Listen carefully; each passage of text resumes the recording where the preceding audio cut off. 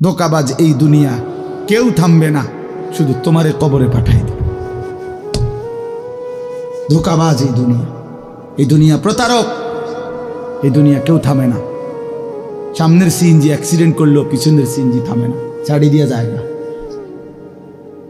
সামনের গাড়ি অ্যাক্সিডেন্ট করলে পিছনের গাড়ি থামে না, ছাড়ি দিয়ে যায় না। স্বার্থপর এই দুনিয়া কেউ থামে না। হ্যাঁ, বাফরে দাফন কইরা এই সন্তান, এই বউ বাচ্চারাই আবার এসার পরে ওই দিনকেই ভাত খায়, খায় না? পেট বইরা খায়। লগের ঘরের থেকে আর আইন্দা আনছে, এরা ঠিকই পেট ভরে খায়। তোরা না কাঁদলো বিকালে, ওরা না দুপুরে কাঁদলো, কোন ভাত খায় খায়। স্বার্থপর, কেউ থামে না দুনিয়া। আলো বাতাস সব চলে, তুমি বন্ধু থাকবে না। আল্লাহকুমুত তাকাসুর হাত্তা যুরতুমুল মাকাবির।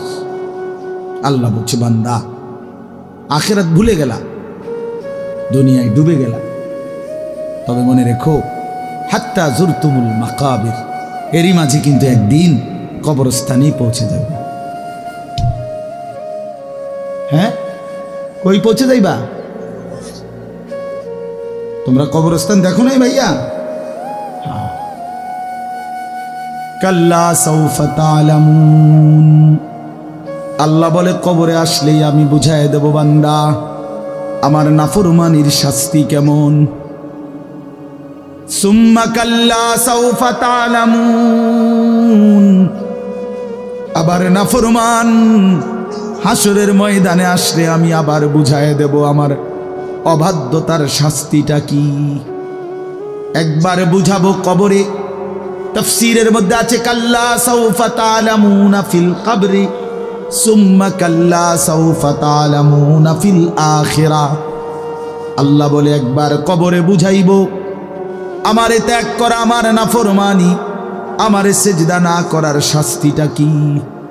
কবরেই টের পাইবা। ওয়া ইউকাইয়াদু লাহু মালাকুন আমা ওয়া আসাম্মু আবকাম। নবী বলেন, নাফরমানের কবরে এমন একজন ফেরেশতা পাঠানো হবে, যেই ফেরেশতা অন্ধ, বোবা, বধির, চোখেও দেখে না, কানেও শোনে না, জবানেও কথা বলতে পারে না। ফায়ুদরাবু লাহু বিমিতরাকাতিন মিন হাদিদ যারবাতান বাইনা উদুনাইহি।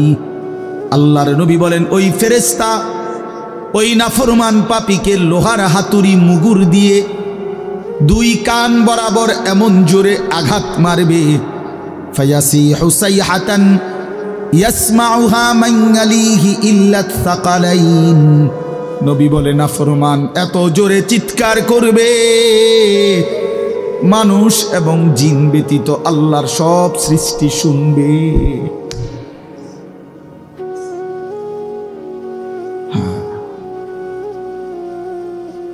বহু কবরস্থানে এমনও হয়, গরু ছাগল রশি ছিঁড়ে লাইতে চায়, জানেন এটা? ওরা শুনে কবরের আযাবের আওয়াজ, এজন্য রশি ছিঁড়া ফেলতে চায়। প্রিয় বন্ধু, কষ্ট পাইবা, এই অনিবার্য বাস্তবতা কবর ইমানদার হিসাবে অস্বীকার করার কোনো জো নাই। পাশ কাটাইবার কোনো সুযোগ নেই। এই দল কিংবা এই দল, আমি কিংবা তুমি, কেহই অনিবার্য এই সত্য, চিরন্তন এই বাস্তবতা, নিদারুণ এই সত্য, কবর, আখিরাত, মৃত্যু, এটাকে পাশ কাটাবার সুযোগ নাই। অতএব আমি অনেক নওজোয়ান, তোমরা মাশাআল্লাহ এই ভালোবাসা কি দিয়া মূল্যায়ন করো, এই মহব্বত আল্লাহর জন্য। তাইলে যেহেতু তোমরা পছন্দ করে ভালোবেসে আল্লাহর জন্যই আসছো, আল্লাহর কথা শুনবার জন্যই আসছো, আমি অনুরোধ করি তোমরা আরেকটু আগাও। যেহেতু আল্লাহকেই ভালোবাসো, আল্লাহর কথাই শুনতে চাইছো, আল্লাহর জন্যই বসছো ভাইয়া, দাঁড়াইছো, তো আর একটু হিম্মত করে সেজদা দিয়া দাও,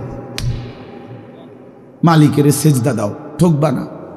আল্লাহরে সেজদা দিয়ে কেউ ঠকে না। আমি নিজে দেখছি, এসব সময় কতবার দেখছি।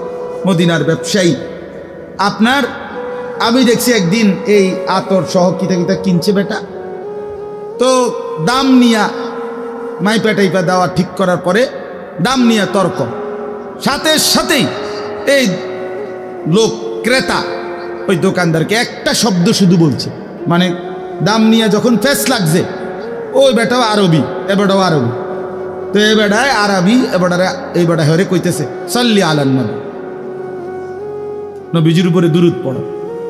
এ একার মনে যেন আগুনের মধ্যে পানি দিয়ে গেছে, একে ঠান্ডা, একদম ঠান্ডা। হে সাথে সাথে বলছে আল্লাহুম্মা সাল্লি আলা মুহাম্মদ। এরপর আর কোনো কথা নাই যে ঠিক আছে, এ হের বলতেছে তুই যা বলছো তাই, খালাস, মাফি মুশকিল, কোনো সমস্যা। আল্লাহ তাআলার হুকুম তারা এভাবে মানছে। ওয়াইলুল লিল মুতাফফিফিন, আল্লাহ বলছে যারা ওজনে কম দেয় তাদের জন্য জাহান্নাম, জাহান্নাম। কোরআনুল কারীমে আল্লাহ বলছেন ওয়া আকিমুল ওয়াজনা বিল কিসত ওয়ালা তুখসিরুল মিজান, তোমরা ওজনে পূর্ণ করো সততার সাথে, ন্যায় পরায়ণতার সাথে। ওয়ালা তুখসিরুল মিজান, ওজনে কমাই দিও না। এটা আল্লাহ পাকের আদেশ, সূরা আর রহমানে আছে, ঠিক না? শুরু দিন আল্লাহ বলছে কোরআনে ওয়া আউফুল কাইলা, কায়েল ওজন পূর্ণ করো, ওজন পূর্ণ করো, ঠকাইও না কাউ। এটা বান্দার হক। কার হক? একটি জাতি ছিল হযরত শুআয়ব আলাইহিস সালামের জাতি, আল্লাহ তাআলা ওই জাতিকে ধ্বংস করে দিয়েছিলেন আযাব দিয়ে। কেন? কোরআন শরীফে স্পষ্ট আছে, তাদের সবচেয়ে বড় অপরাধ ছিল তারা মানুষকে ওজনে কম দিত। কোরআন শরীফে সূরা হুদের মধ্যে আছে, শুআয়ব আলাইহিস সালাম চিৎকার দিয়া দিয়া কত অনুরোধ করছে তা করে, লা তানকুসুল মিকিয়াল, ওজনে কম দিও না। ইন্নী আখাফু আলাইকুম আযাবা ইয়াউমিন আযীম, হে আমার জাতি, তোমাদের এই বদঅভ্যাসের কারণে আমি তোমাদের উপরে বড় আযাবের ভয় করছি। এই কথা নবী আরে শুআয়ব আলাইহিস সালাম ওরা শুনে নাই, ওরা মানুষকে ঠকাইতো। একদিন আল্লাহ তাআলা রাত গভীরে একজন ফেরেশতা পাঠাইছেন, ওরা ঘুমন্ত। এই ঘুমন্ত অবস্থায় ফেরেশতা একটা চিৎকার দিছে, এক চিৎকারে পুরা জাতি, গুড়া গাড়া, ছোট বড়, কোলের বাচ্চা, দুধের বাচ্চা, পেটের বাচ্চা, সব উল্টায়া সব মরে গেছে, সব শেষ। ফাআখাযাতহুমুস সাইহাতু, এই জন্য বাপ বান্দার হক নষ্ট না করা। আল্লাহ তাআলা বলেন ওজনে কম দিও না, মানে প্রাপককে প্রাপ্য কম দিও না। এটা বান্দার হক, বান্দার হক সাংঘাতিক, বান্দার হক সাংঘাতিক। আল্লাহ বলেন এটা বুঝাইয়া দিছে, আল্লাহ আরো ব্যাখ্যা করে দিছে, কয় যে বান্দা আমি বুঝাইয়া কই কেমন জিনিসকে বলে তাতফিফ, ঠকানো, কেমন আচরণটা কিরকম আল্লাহ ব্যাখ্যা দিছে। আল্লাযীনা ইযা তালু আলান নাসি ইস্তাউফুন, আল্লাহ বলে তারা হলো এমন যারা নিজের জন্য যখন নেয় তখন পূর্ণ নেয়। ওয়া ইযা কালুহুম আও ওয়াজানুহুম ইউখসিরুন, কিন্তু যখন অন্যের জন্য দেয় ওজন করে, ইউখসিরুন, তখন খাসারা কমায় দেয়। তখন কি করে দেয়? নিজে নিলে 4টায় একালি, আর অন্যরে দিতে লাগলে 3টায়ও একালি হয়ে যায়। বোঝেন নাই কথা? নিজে নিবার সময় 1000 গ্রাম পূর্ণ 1 কেজি, আরেকজনরে দিতে লাগলে 900 গ্রামও 1 কেজি। এমন বাটফার নাই? কথা বলেন না কেন? মানে নিজের বেলায় পূর্ণ নেয়, অন্যের বেলায় কমায় দেয়। আল্লাহ বলেন এই লোক মুতাফফিফ, তার জন্য জাহান্নাম, তার জন্য জাহান্নাম। এই জন্য বান্দার হক, এখানে মূল বক্তব্য এটা, তাফসিরে আছে, বান্দার হকে ঘাটতি না করা, বান্দার হক দিয়ে দেন। ওয়া আতি যাল কুরবা হাক্কাহু, আল্লাহ বলছে বান্দা তোমার স্বজনের হক দিয়ে দাও। আপন বোনের হক বান্দার হক, আপন ফুফুর হক বান্দার হক, আপন ভাইয়ের হক বান্দার হক, আপন স্ত্রীর মোহরের টাকা বান্দার হক, আপন সন্তানের হক, ছেলে মেয়ের হক ভাইয়ের হক, হ্যাঁ বান্দার হক কেন দিলেন না? কেন আটকাই দিলেন? কেন আটকাই দিলেন? আপন বোনের সম্পদ আটকাইলেন কেন? আপন ফুফুর সম্পদ রেখে দিলেন কেন? বাপ মরে গেছে আজকে 12 বছর, কই সম্পদ দেন না কেন? আইলেই বে বে করে পিশাচের মতো, ছোট লোকের মতো, কম জাতের মতো বোনের ফিরায় দেয়। নিবাগা আর আইতা না, বোন বাগিনা লই আর আইতা না, নিবাগা একবারে। হ্যাঁ, ভাই বোনের পরিচয় আর রাখতে না। বাটফার সিটার বেটা, তুই বেটা ভাই বোনের পরিচয় রাখতো না কি আবার? রাখবে না কি আবার? মানে এই নাফরমান জালেম, এত বড় জালেম, এ বুঝাইতে চায় কি জানেন? এই জালেমে বলতে চায় গ্রামের 14 গোষ্ঠী সব মানুষ খাইতে হইলে আমার ঘরে এমনি খাইতে পারবে, কিন্তু আপন বোন বাগিনা যদি দুগা ভাত খাইতে হয় জমি দিয়ে খাইতে হইবে। তুমি বেটা নিকৃষ্ট জালেম বেটা।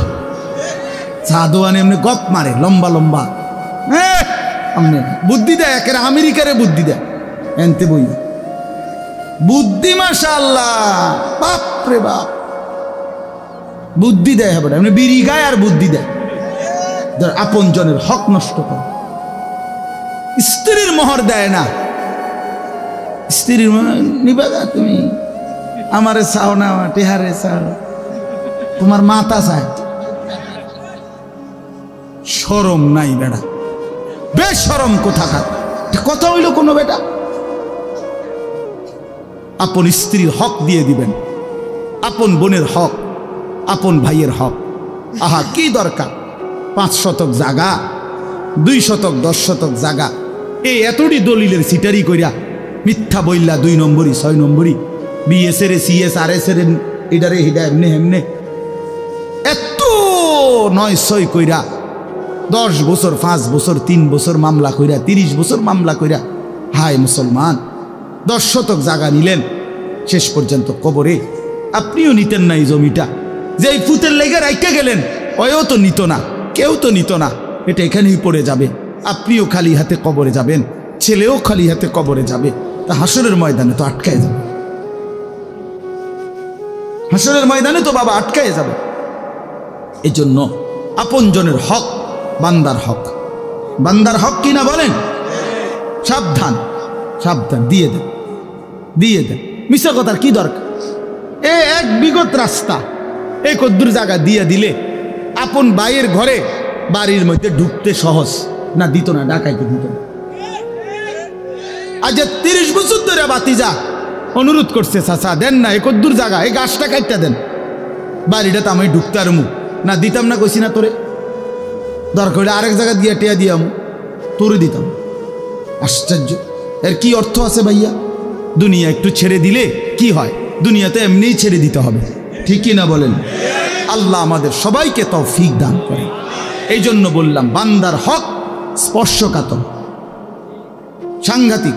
লা ইয়াদখুলুল জান্নাতা জাসাদুন হুজিয়া বিল হারাম, যেই দেহ হারাম দিয়ে হয়, আল্লাহর কসম নবী বলছে সেটা জান্নাতে ঢুকবে না। আল্লাহ আমাদেরকে হারাম থেকে, হারাম উপার্জন থেকে, অন্যের সম্পদ দখল করা, লুকিয়ে রাখা, অন্যের সম্পদ লুণ্ঠন করা থেকে, এত বড় নিকৃষ্ট পাপ থেকে হেফাজত করে। এর আরেকটা অর্থ তাফসীরের মধ্যে লিখছে, আল্লাহর হকের মধ্যে কমতি করা, এইটাও তাতফিফ, তার জন্য জাহান্নাম। অর্থাৎ নামাজ, রোজা, হজ, যাকাত, জিকির, তিলাওয়াত, এটা আপনার কাছে যেটুকু প্রাপ্য আপনি তার চাইতে কম করলেন, এটাও তাতফিফ, এই ব্যক্তির জন্য জাহান্নাম। নামাজ ফরজ করল 5 ওয়াক্ত, আপনি হুদা ফরেন শুক্রবার, দেখি বাটফার, এটা কি কথা বলেন? এটা কি? এটা এটা ধোকাবাজি না? আপনার উপরে শুধু শুক্রবারের নামাজ ফরজ, তো তাইলে তা বাকি নামাজ পড়েন না কেন? নামাজ ফরজ করলো যেভাবে নবী, সাহাবী, তাবেঈ, আউলিয়া, বুজুর্গ, উলামা, আইম্মা, ওনারা পড়ে যেভাবে, আপনি দি রুকু দিয়া মাথা একটু না উড়াইতে আরেকটা দিয়ালাম, এটা কি? সেজদা একটু দিয়া মাথা একটু উঠাইয়া আরেকটা মারে, এটা কি সেজদা? এ তো চোর। আল্লাহর নবী বলছে রুকু সেজদার চোর সবচেয়ে বড় চোর। এই জন্য এগুলো আল্লাহর হকের মধ্যে কি কমতি, ঘাটতি, এটা করা যাবে। যার উপরে জাকাত ফরজ জাকাত দিবে, যার উপরে হজ ফরজ হজ ফরজ। বাবার আরে কইলে ক হুজুর কন তো বালা বুঝি তো গেলে তো বালা আসিল, কিন্তু ছোট ফুদগা তো বিদেশ যাওই না, তে তো যাইতে আসছে না।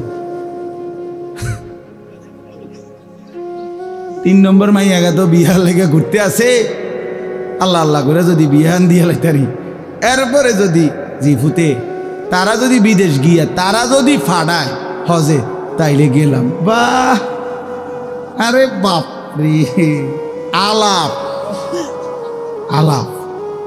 আল্লাহ নবী সাল্লাল্লাহু আলাইহি সাল্লাম বলছেন যার উপরে হজ ফরজ অথচ হজ না করে মরে গেল, নবী বলেন হয় সে ইহুদি মরল নয় খ্রিস্টান মরল। আল্লাহ মাফ করে। শেষ কথা হলো আল্লাহ বলেন নবীজিকে উল্লেখ করে, বন্ধু এই যে বান্দার হক নষ্ট করে, আল্লাহর হক নষ্ট করে, এগোর একটু জিগান না। আলা ইয়াযুন্নু উলাইকা আন্নাহুম মাবউসুন, তারা কি হাসরের ময়দানে উঠবে না? তাকা, এখানে অনেক শ্রদ্ধেয় উলামায়ে কেরাম বসা আছে, নিচে পাশে উপরে অনেক উলামায়ে কেরাম। আমি যে ঘরে ওযু করতে গেছি সেখানে অনেক উলামায়ে কেরামকে দেখছি।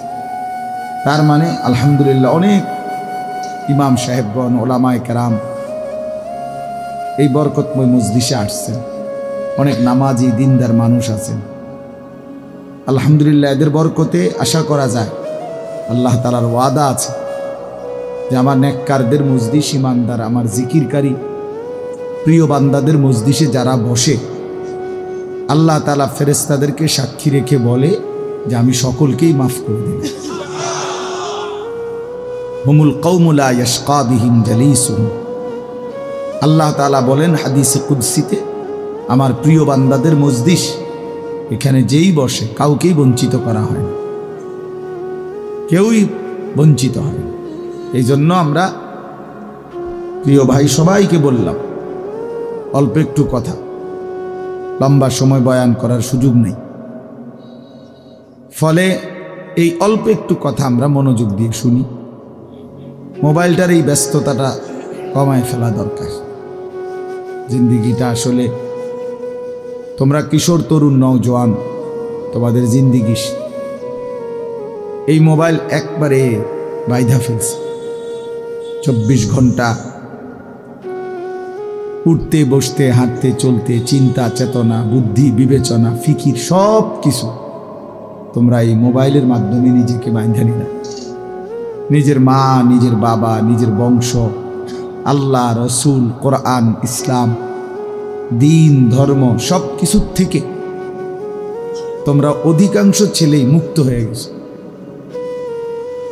নিজেকে সম্পূর্ণ স্বাধীন আজাদি বানায় ফেলছো।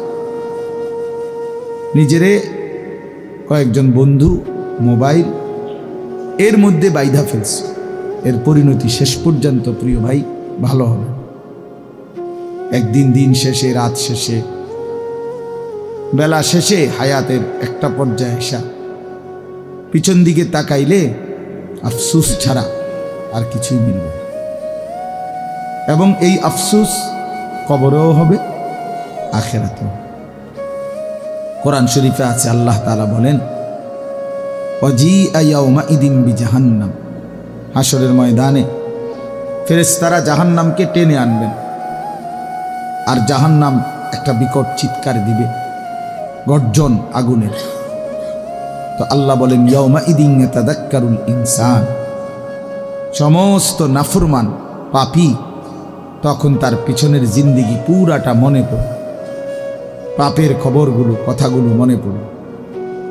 কিন্তু আল্লাহ নিজেই বলেন ওয়া আন্না লাহু যিকরা, কিন্তু বলো না বান্দা সেদিন মনে পড়ে কি লাভ হবে? ওয়া আন্না লাহু যিকরা, কি হবে সেদিন মনে পড়ে? ঠিক আছে বুঝলাম, ফায়দা কি? মনে পড়লো ঠিক আছে, চুরি ডাকাতি জিনা ব্যভিচার নাচ গান মদ জুয়া নারীর ছবি, অশ্লীল দৃশ্য, হারাম টাকা, সুদ, ঘুষ, মিথ্যা, অন্যায় সবই মনে পড়ল, বুঝেও আসলো যে পাপ, অপরাধ, লাভ কি? ইয়াকুলু ইয়া লাইতানি কদ্দামতু লিহায়াতি, এই কথাটা বলার জন্য আমি করছি। আল্লাহ বলেন সেদিন নাফরমান পাপী বলবে, ইয়া লাইতানি কদ্দামতু লিহায়াতি, হায় আমার মন্দ কপাল, ইয়া লাইতানি, হায় আফসুস, আমি যদি আমার দুনিয়ার হায়াতে আজকের এই হায়াত আখিরাতের জন্য কিছু পাঠাইতাম। আমি যদি, আমার তো টাকা ছিল, আমি যদি দান করতাম, আমার তো হায়াত ছিল, আমি যদি আল্লাহ তাআলার বন্দেগী করতাম। জোহরের আজান দিছে 1টা বাজে, আসরের আজান দিছে 3:45 বাজে, তো আমি যদি এই 2.5-3 ঘন্টা এর মধ্যে জোহরের নামাজ যদি পড়তাম, সময় তো ছিল আমার। ফজরের আজান দিছে 5:20, ফজরের ওয়াক্ত হয়ে রয়ে গেছে 6:30, তার চাইতেও বেশি, 1 ঘন্টা, সোয়া ঘন্টার মতো ফজরের ওয়াক্ত। এই পুরা সময় তো ছিল আমার, কিন্তু আমি যদি 4টা রাকাত নামাজ পড়ে নিতাম, এইভাবে আফসুস করব, ইয়া লাইতানি কদ্দামতু লিহায়াতি, হায় আমার মন্দ কপাল, আমি যদি দুনিয়ায় থাকতে আখিরাতের জন্য কিছু পাঠাইতাম। তো আল্লাহ তখন বলে, ফায়াউমা ইদিল্লা ইউআযযিবু আযাবাহু আহাদ, হায় আমার নাফরমান বান্দা, আজকে তোমাকে আমি আল্লাহর মতো শাস্তি, আযাব আর কেউ দিবে না। আজ আমি তোমারে এমন মারা মারব, বেঈমান, আমি আজ তোকে এমন শাস্তি দেব নাফরমান, যে শাস্তি তোকে আর কেউ দেয় না। তুই নাফরমান কল্পনাও করতে পারবি না আমি মালিকের আযাব কত ভয়ানক, তুমি আন্দাজি করতে পারো, আন্দাজি করতে পারো, তুমি ভাবতেও পারো নাই আমি আল্লাহর আযাব কেমন। এজন্য আল্লাহ নিজে বলতেছে, লা ইউআযযিবু আযাবাহু আহাদ, সেদিন আমি আল্লাহর আযাবের চাইতে ভয়ানক শাস্তি তোকে বান্দার কেউ দিবে না, তোকে আর কেউ দিবে না। ওয়া আন্না আযাবি হুয়াল আযাবুল আলীম, আল্লাহ তাআলা কোরআনে বলে, বান্দা শোনো, আমার আযাব হুয়াল আযাবুল আলীম, বড় বেশি যন্ত্রণাদায়ক, বড় বেশি কষ্টদায়ক। ওয়ালা ইউসিকু ওয়াসাকাহু আহাদ, আল্লাহ বলে, বান্দা আমার ফেরেশতারা তোমারে যেই বাঁধা বাঁধবে, এমন শক্ত বাঁধা আর তোমারে কেউ বাঁধে নাই। তুমি নাফরমান, জানো না আমার ফেরেশতার বাঁধন কত কঠিন। তুমি টের পাইবা তোমার এখনই, যখন হাসরের ময়দানে নাফরমান বাঁধবে, তখন তুমি বুঝবা। খুযূহু ফাগুল্লুহু সুম্মাল জাহিমা সাল্লু, কোরআন শরীফে আছে, নাফরমান চিৎকার করবে হাসরের ময়দানে, আর আল্লাহ ফেরেশতাদেরকে বলবে, খুযূহু, এরে ধরো, এই ফেরেশতা বেঈমান রে ধর, তাকে খুযূহু, ধর তাকে, ফাগুল্লুহু, তারে বেঁধে ফেল, বাঁধে, টাইট করে বাঁধে। তো ফেরেশতারা বেঁধে ফেলবে। এবার ফেরেশতারা জিজ্ঞেস করবে, মাওলা এবার কি করব? আল্লাহ নিজে বলবেন, সুম্মাল জাহিমা সাল্লু, একটা লাথি মাইরা জাহান্নামে ছুড়ুন, মার লাথি, একদম হাসরের ময়দান থেকে যেন জাহান্নামে গিয়ে লাথি মার, ছুড়ে মার জাহান্নামে নিক্ষেপ কর। ফেরেশতা ছুড়ে মারবে, ফুটবলের মতো লাথি দিয়ে ফেলাই দেবে। তখন কি হবে?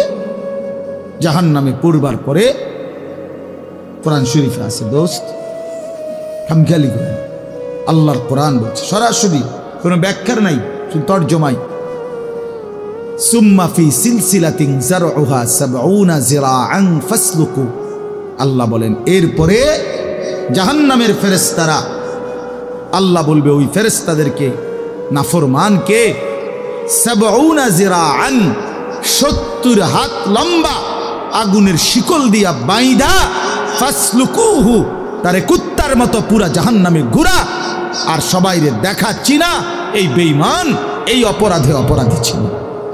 পরে কুত্তার মতো ঘুরাবি পুরা জাহান্নাম। সবাইরে চিনাইবি এ সুদখোর, এ ঘুষখোর, এ হারামখোর, এ জেনাখোর, ব্যভিচারী, লম্পট, দুশ্চরিত্র, অসৎ। এ সেই বেঈমান যে বছরের পর বছর কোনো দিন ফজরের নামাজ পড়ে নাই। এ সেই বেঈমান যে কোনোদিন হালাল রোজগার করে না। ফাসলুকুহু, আল্লাহ বলবেন ওরে ঘুরা, পুরা জাহান্নামে ঘুরা, ওরে দেখা সবাইকে। এই জন্য প্রিয় বন্ধু আমার বাপ, হায়াত বহুত দাম, খামখেয়ালির এই জিন্দিগি। ছেলেরা খুব বেশি বোকামি করতেছে। মানুষ এত বোকা হয় না, মুসলমানের বাচ্চা এত আহাম্মক হয় না, ইমানদার এত পাগল হয় না। তোমরা বেশি পাগলামি করতেছ। এক ওয়াক্ত নামাজ পড়তে মন চায় না, এটা মানুষের বাচ্চা হইতে পারে না, মানুষের বাচ্চা হইতে পারে। মুসলমানের সন্তান এত বড় বেঈমান হইতে পারে না। 365 দিনের এক বছরে কোনদিন ফজরের নামাজ পড়লা না, ইমানদারের বাচ্চা এত বড় জানোয়ার হইতে পারে না। মুসলমানের ঘরে এত বড় জানোয়ার হইতে পারে না। এত মাতাল, এত পাগল, এত আত্মভোলা ইমানদার হওয়ার কথা। আরে গুনাহ তো হবে বেটা, গুনাহ আমারও তোমারও, জওয়ানেরও বুড়ারও। সেটা তো হলো হুচট খাওয়া। কখনো কখনো হয়ে গেছে, আবার ছেড়ে দিছে, তওবা করছে। কিন্তু লাগাতার একজন মুসলমান 30 বছর মিথ্যা বলে, একজন মুসলমান 30 বছর সুদ খায়। কি ভাই কথা হইল? বলেন মরণ। 30 বছর আপনার ঘরে প্রতিদিন রঙিন টেলিভিশন চলবে, প্রতিদিন নাচ গান, কোনদিন আপনি গুনাহ ছাড়বেন না, প্রতিদিন একতালে। কিরে ভাই, কোনদিন তুমি ফজরের নামাজ পড়বা না? একটা তো হলো 6 মাসে আজকে আমার জামাত ছুটে গেছে, 9 মাসে আজকে আমার একটা রাকাত আমি পাই নাই। আমি চলার পথে আজকে হঠাৎ কোনো নারীর প্রতি নজর পড়ে গেছে। হ্যাঁ, সেটা গুনাহ, কিন্তু সেটা তো হোঁচট খাইলাম, পিছলা খাইলাম, আবার উঠে গেলাম, আবার সংশোধন করে নিলাম। কিন্তু লাগাতার ইমানদার বুঝি সারা রাত উলঙ্গ ছবি দেখে, মুসলমানের বাচ্চা বুঝি সারা দিন মোবাইল নিয়ে নাচ গান, নারী ছবি, জেনা, ব্যভিচার। এটাই জীবন? এটা মানুষ? বলো ভাই, আরে নওজোয়ান বলো, বলো ভাই, এইভাবে আল্লাহকে ভুলে কেমনে মানুষ? এভাবে আল্লাহকে ভুলে কিভাবে? সারাদিনে এক ওয়াক্ত নামাজ পড়তে মন চায় না। মানুষের বাচ্চা হইলে, মুসলমানের ঘরে জন্ম নিলে এত বড় পশু, এত বড় চতুষ্পদ জন্তু হওয়ার কথা না।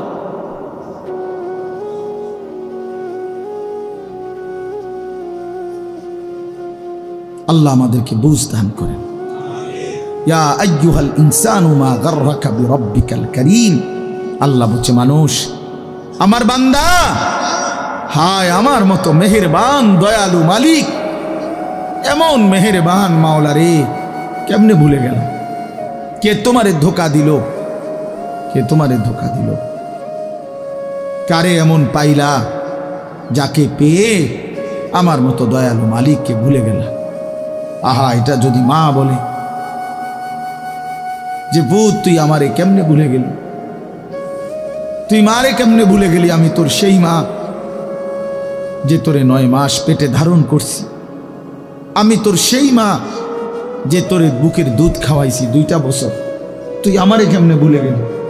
কোনো মা যদি সন্তানকে বলে, তো পাষাণ সন্তান, ডাকাত সন্তানও তো মাথা নামায় ফেলবে। কি ভাই, তার চোখেও তো পানি চলে আসবে যে হায় মা, আপনি কি করলেন মা? দুধের দোহাই দিলেন মা, বুকের দোহাই দিলেন, গর্ভের দোহাই দিলেন মা, কেমনে আমার এত বড় লজ্জা দিলেন মা? ঠিক আছে, তো আল্লাহ তাআলা বলে বান্দা, এই আল্লাহ বলছে আল্লাযী খালাকাকা, কেমনে ভুলে গেলি বান্দা, আমি তো তোকে বানাইছি। খোদার কসম, এটা এরপরে কোরআনের আয়াত। এই ছেলে শুনো ভাইয়া, আল্লাহ বলছে বান্দা কেমনে ভুলে গেলি, আমি তো তোকে বানাইছিলাম। ফাসাওয়াকা, তোর দেহের অঙ্গ প্রত্যঙ্গ তো বান্দা আমি সাজিয়েছি। এই হাত পা চোখ নাক কান বান্দা বিশ্বাস কর আমি লাগাইছি। পৃথিবীর কাউকে দায়িত্ব দেই নাই, আমার কোনো ফেরেশতা দিয়ে লাগাই নাই, আমি আল্লাহ আমার কুদরতি হাতে তোকে লাগাইছি। ওয়ালাকাদ খালাকনাকুম সুম্মা সাওয়ারনাকুম, কোরআনে আছে আল্লাহ বলে বান্দা তোমাকে বানিয়েছি আমি, তোমাকে সাজিয়েছিও আমি, তুমি আমার ডিজাইন আমার হাতে সাজানো। ফাআদালাক, প্রতিটি অঙ্গ একটার সাথে আরেকটা মিলায়া দিছি। চোখ কান নাক, দুইটা কান বরাবর, দুইটা চোখ বরাবর, দুইটা ঠোঁট বরাবর, দুইটা হাত বরাবর, এভাবে আমি আল্লাহ মিলায়া দিছি। ফি আইয়ি সূরাতিন মা শাআ রাক্কাবাক, আমি যেমন চেয়েছি যত্ন করে চেহারার সৌন্দর্য শরীরের সৌন্দর্য আমি দিয়েছি। কালোটাও আমার, সাদাটাও আমার, কালোটাও আমার হাতে দেওয়া, সাদাটাও আমার হাতে দেওয়া। কালোটাও সুন্দর, সাদাটাও সুন্দর, কারণ এই যে আমার হাতে। আমার ভালো লাগছে তো তোকে কালো রং দিয়েছি, আমার ভালো লাগছে তো তোকে সাদা রং দিছি। ফি আইয়ি সূরা, নাকি আল্লাহ বলেন আমি দিছি। কালো রং আমার দেওয়া বান্দা, সাদা রং আমার দেওয়া, আমি যেমন করে মন চাইছে সাজাইছি বান্দা। সেই আমি আমারে কেমনে ভুলে গেলি? তাহলে ওই যে বললাম মা যদি বলে পুত তুই কেমনে ভুলে গেলি আমারে, এখানে আল্লাহ তো বলছে বান্দা কেমনে ভুলে গেলা, মা গাররাকা, কেমনে ভুলে গেলা, কেমনে ভুলে গেলা, তোমার অস্তিত্ব ছিল না বান্দা। হাল আতা আলাল ইনসানি হিনুম মিনাদ দাহর লাম ইয়াকুন শাইআম মাযকুরা। আল্লাহ বলেন মাটি থেকে সৃষ্টি করেছি মানুষ আমি, কিন্তু মাটির কোন অংশে ছিল পৃথিবীতে, কতদিন ধরে এই মাটি আমারে বানাইবার জন্য আল্লাহ পৃথিবীতে রাখছেন, আল্লাহ বলে জমানার কেউ জানে না। যুগ যুগ ধরে আমি আল্লাহ তোমার সৃষ্টির উপকরণ এই জমিনে আমি আল্লাহ সংরক্ষণ করেছি, পৃথিবীর কেউ জানতো না। একদিন আমি আল্লাহ ধাপে ধাপে ধাপে স্বামী স্ত্রীর উভয়ের মিশ্র বীর্যের মাধ্যমে, বাবা মায়ের মিলনের মাধ্যমে মায়ের জরায়ুতে স্থাপন করে, তারপরেও আবার 9 মাস লাগাইয়া একদিন আমি আল্লাহ মায়ের পেট থেকে রূহ ফুঁকে দিয়ে এই পৃথিবীর আলো দেখতে দিয়েছি। এটা আমি করেছি না ফরমান। এই বেঈমান, তোরা যারা সেজদা দেস না বেঈমান, এখন সেজদা দে, এখন এই নাফরমানের এখন সেজদা দে, এখন দে বেঈমান সেজদা, আর নয়তো এখন উঠে যা বেটা। বেনামাজি সন্তান তুই বসিস না বেটা, তোর মতো নাফরমান শ্রোতা আমার দরকার নাই বেটা, আমি শ্রোতার কাঙ্গাল না বেটা। সংখ্যা দিয়ে আমার কি হবে? 10,000 মানুষ হইছে তো কি হইছে এত, 5,000 মানুষ হইছে তো কি হইছে এত, সারা বাংলাদেশ আমারে চিনছে তো কি হইল, না চিনলেই কি হইল, চিনলেই কি সফলতা, না চিনলেই কি ব্যর্থতা, বলেন মাওলানা। এখন দে বেটা সেজদা। মানুষের বাচ্চা এত বড় নির্মম হয় কেন? ইমানদারের ঘরে জন্ম নিয়া ছোট্টবেলা থেকে যে কালেমা শুনলো, যে আজান শুনে, যে শুনে তার বাবা মুসলমান মা মুসলমান, তার চারদিকে আল্লাহর কোরআন, মসজিদ আছে, মাদ্রাসা আছে, আলেম ওলামা আছে, এত সুন্দর ইসলামী তোমার চারদিকে এতগুলো কোরআনের ব্যবস্থাপনা থাকার পর, প্রতিদিন মাইকে আজান হওয়ার পর বেঈমান তুই কেমনে নামাজ ছাড়া থাকুস? এই নাফরমান কেমনে থাকুস?